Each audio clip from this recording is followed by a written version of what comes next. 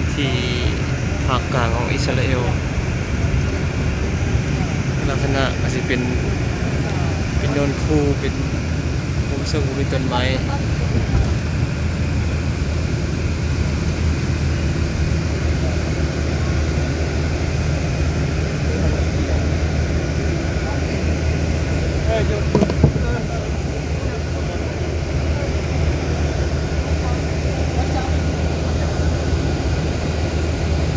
การปลูกของป่าไม้กับ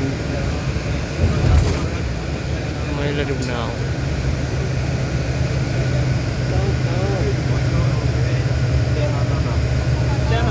นี่เป็นภาคกลางของอิสราเอลเนาะซึ่งตอนนี้พวกเรากำลังเดินทางไปทะเลเดดซี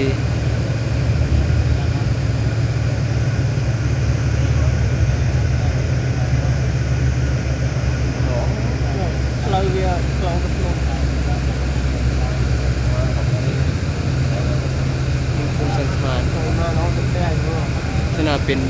เทือกเขาเป็นภู nó kia nó cho như này quá rồi mà còn đâu nhưng mà tới nó ngã là ngõ luôn bên té em một không biết đâu rồi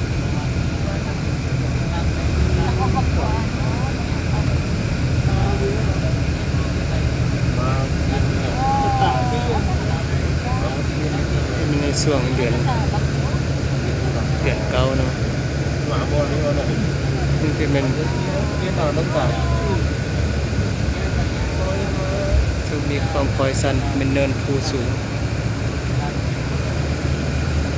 ซึ่งตอนนี้รถเรากำลังแล่นออกมาในความคอยมันหัวขาด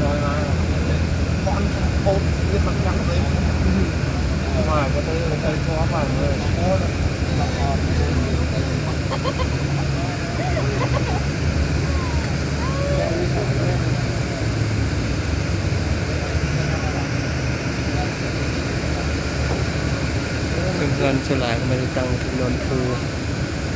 วันนี้จะผมมีการเกษตรทั้งหมดเนี่ยส่วนหลายจะเป็นวันที่ปลูกอยู่อาศัยของประชาชน